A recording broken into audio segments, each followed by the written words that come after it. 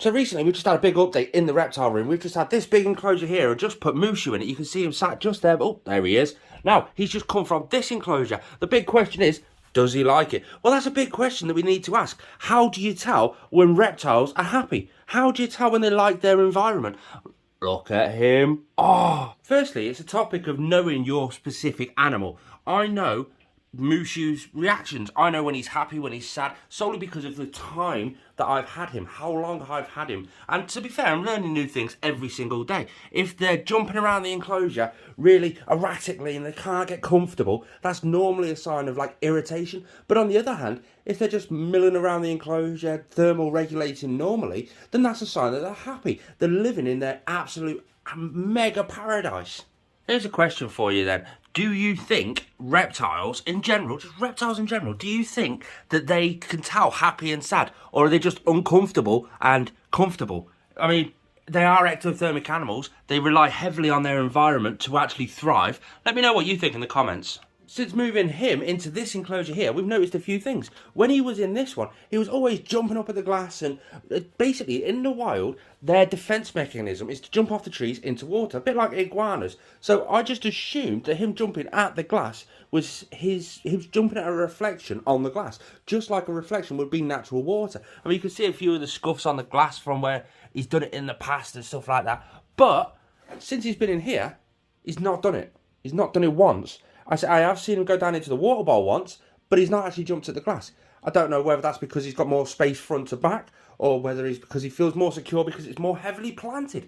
I don't know, but I can definitely tell you he's behaving a bit more normal and natural in this enclosure. I hardly ever do see him further down. I mean, when he first put him in, the first day that he put in, he slept on this leaf just here. Now, in the build video, I said I don't think that leaf's going to be strong enough to support him. It's just going to flop and he's going to fall down. And no, it supports him really well. Look at him down there with his little dewlap sticking out. He's wondering, what's happening? What are you doing, Daddy? But look at the colour of him. We'll get over to the colour. So has your animal, or is your animal portraying its proper natural colours? I have never seen Mushu fire up like that before, ever. I've seen him like, well, until he was in this enclosure anyway. He's just gone really bright red since he's been in here. Now, I put that down to the correct UV. He's now firing in there a correct UV. In this enclosure here, the only way he could really get to the UV and get the proper UV was climbing that branch just there. And then he was climbing onto the actual UV lamp itself. So he either had full UV or no UV. Whereas in this enclosure, with all the different gradients going up, all the different spots that he can get to, the UV lamp is just behind this lamp, this like front cover thing here. So he can physically get to loads of different regulations to thermal regulate his UV along with thermal regulate his heat, giving him more options to be a natural animal. And looking at Google pictures, that's the natural colours of him. He's looking a little bit more coloured there, that's solely because the lamp's on, but yeah, he's down there now, thermal regulating his heat. While we're talking about UV, let's talk about bearded dragons, because there's a new big thing happening now with the UV towards bearded dragons. Mainly bearded dragons. It's actually all reptiles, but bearded dragons is the one where it's actually been used to sort of demonstrate it. They're saying don't put your UV across the back of the enclosure like that. They're saying stick your heat lamp, all your heat on one side and your UV on one side to create a basking spot. Now, I kind of understand the logic behind that, because that's like in the wild, the basking area would be the most lighter area. So it would be the brightest area, where the sun's actually hitting it hard. But it'll also be where the UV is, where the infrared is, where all the different wavelengths of light will be hitting that spot. But then naturally through the wild, when the UV gets a little bit too much, the animal hides away. Now, I can often say that Diego just there, my bearded dragon, is always up in that back corner just there, but there is no UV in that back corner. It's just a fascinating thing. I'd like to know your topic on it all. Me personally, I like this Twin T5 Luminaire by Reptile Systems solely because it's got two lamps in it, a Ferguson Zone 2 and a Ferguson Zone 3. And I've got it set up where it can have a full-on sunrise, the higher midday UV output that they'd naturally have in the wild, and then a sunset. I'll leave it linked in the description down below, along with the video that dedicates that actual product. So you can, so if you're a bit interested, you can actually have a look. I'll leave it up there for you now. But let's get back to how you can tell whether they're happy or not. Now, this one may trigger a few people, because a few people say, oh, my reptile's not happy because you won't let me handle him. Reptiles are not used to it. It's not a naturalistic common behaviour. If you're providing a naturalistic setup and you want him to behave natural, but then also still be able to handle him perfectly fine, that's a fine balance that you want to try and find, because it's not a natural thing for them. They are probably happy, but they're not happy being handled. So it's just sort of a fine balance you've got to sort of play with there. Me personally, I tend to not handle many of my animals. Some of them are a domesticated species, so that I can, like the bearded dragon, the royal python, they're slightly domesticated. The green tree python, he's getting a fog at the minute, it's early morning, that's why that's there. But he doesn't get handled. Mushu doesn't get handled because he's a wild animal. He came to the UK in a shipping container of wood by mistake. The police said, we're either going to kill him or you take him. He's not a threatened species, that's the way it works, so I took him. The morning geckos, they're too small, they just might get smashed. And yeah, the tarantulas and the inverts and stuff like that, along with all the other animals and stuff, I tend not to handle the majority of mine, because I like to sit here in the reptile room just looking at this, thinking, yes, look at the natural, there's a little slice of nature in every enclosure that I've got, just to replicate their natural habitat and how those animals actually interact with that habitat. Don't get me wrong, some animals may actually really enjoy handling. I would imagine that's down to if you've got an enclosure that's not that enriching. I mean, you think this enclosure is always changing. The plants are always growing in different angles. I mean, this leaf here started off down here. And that was, it's only been like implanted for about a month and a half and it's grown that much already. God, that's going to hit the ceiling soon. Yes, some animals that don't have massively enriching environments really do love to come out and be handled. That's because that's something new. That's an enrichment process for them. And handling as an enrichment is a good idea if you want to be able to handle your animal. Take, for instance, Hugo, my savannah monitor. Hello, mate. See, he's really sociable. He loves to come up and play. But that's solely because naturally he has a food aggression. Built into him is he's constantly surveying the land, looking for his next meal. So he's constantly coming out. But we let him out and about inside the actual place that we're in now, just to have a walk around. He likes to go into the kitchen and eat last night's leftover kebab, don't you? So I've had to learn a lesson just there. Hello, mate. Hello, mate. What are you doing? Yes, I'll feed you shortly. But because he doesn't have a massive enclosure yet, we ordered it just as COVID hit and the company just shut down. So we ended up having to try and get that money back to be able to get him a nice new enclosure, a big proper enclosure. It's a 6-foot enclosure. Savannah monitors suffer massively with fatty liver disease, and that's not good. To get rid of the fatty liver disease, we provide him with a really healthy diet, but also he needs the exercise. So we let him out. That's something that's not a naturalistic thing for them, but it's going to save his life that little bit more. Just let him out, have a walk around this whole place. So don't think that handling your animal is actually a bad thing. He actually really enjoys the interaction with me. Not just interaction with me, but he loves to walk around, he loves to stretch his legs, he loves to run around and chase things around the living room. He loves to chase food. I get him proper running, just like with food in the tongs and stuff. Just, he goes, he absolutely loves it. So handling your animal and interacting with your animal isn't always bad. But just like the leopard gecko just here, she really doesn't like to come out. She really doesn't. She hates coming out. She hates being handled. She's currently right underneath her hot hide area just down there. But because her environment is her home, she protects it really well. It's got everything in there that she possibly needs. It's absolutely amazing. I love this enclosure. No, it's not soft sand. That's a expanding foam covered in tile grout that's covered in sand, and then all the excess sand was actually brushed off. See that hole on the top? That's the moist hide, which we can access the moist hide through the side of the enclosure. It's an absolutely amazing little enclosure. Again, if you want to see that, I'll leave it linked just up there. Does your animal just sit in one space? Oh, look, there he is. He's on the back wall already. See what I mean?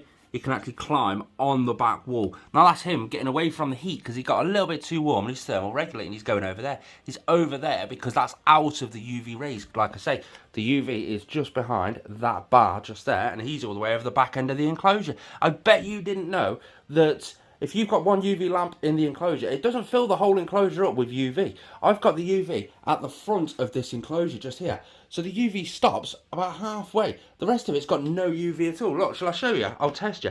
We'll get onto that in a second. If your animal is just sitting in one space all day, chances are he's bored. Give him a little bit of interaction, a bit of enrichment. Give him something new to sort of get his mind going, what's that? Is that safe? Can I play with that? Can I eat that?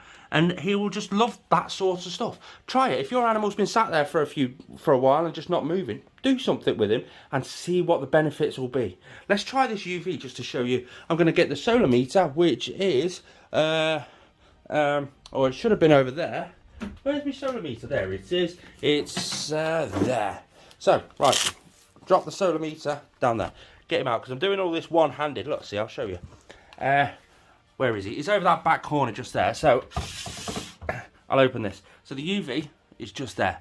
So at the front of the enclosure, we'll go there. At the front of the enclosure, so you've got a UV number there, UVI of 2. If we go towards the back of the enclosure, just there, look, see, right by him. See, that's how much better he's got with me. 0. And that's the same height as what it was just there at the front of the enclosure. Even in the middle of, oh, he's all the way over there now. Even in the middle of the enclosure, let's see, 0.5, 0.6. So just because you have UV inside your enclosure doesn't mean you have UV all the way through the enclosure. Where did he go then? I love the fact that he's constantly on the move. And, oh, where is he now? Oh, there he is, he's over the back wall.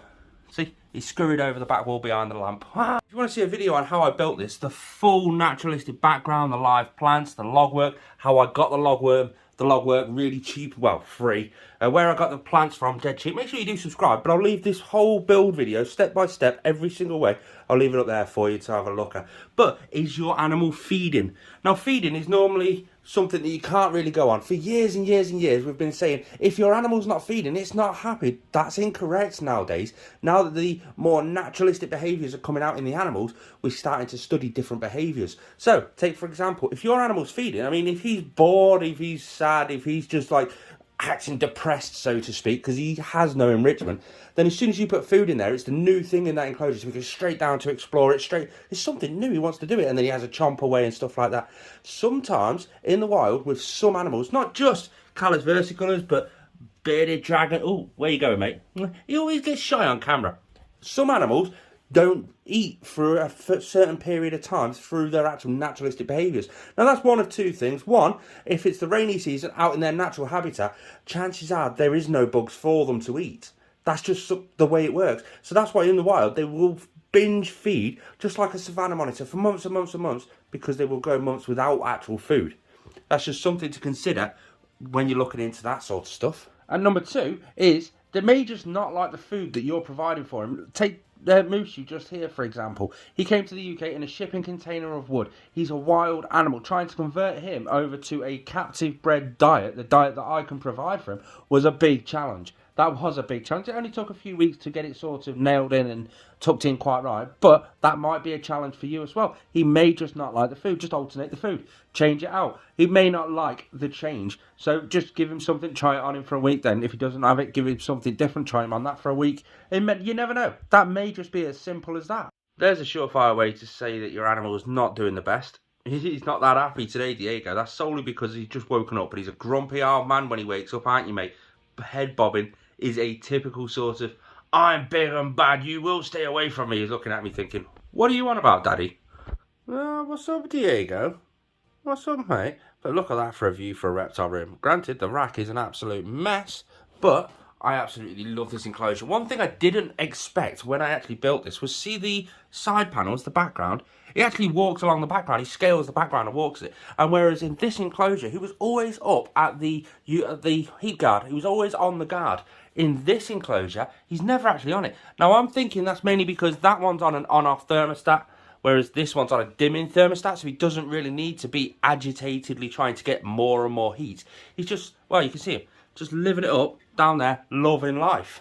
But that's another one. Is your animal agitated? Is he sat there, trying to just constantly be on the move and be everywhere? Normally, 9 times out of 10, that's because the UV lamp in that enclosure is too strong and he can't escape away from it. All the animals that have UV need to have a way of getting out of the UV. Like I've said, on this enclosure, as you've already seen, he can go to the back of the enclosure. That'll get him out of the UV. If he wants to get out of the UV and the heat, he can go over to that back corner of the enclosure. If he just wants to get out of the UV, he can go right underneath all the big leaves and stuff. He can get out of it, but he can also obviously go right down in the depths under all there as well. Give your animal an option to escape the UV if he so feels the need to do so. Animals are ectothermic. They need the UV to benefit their whole body, but they also need to be able to escape it when they need to.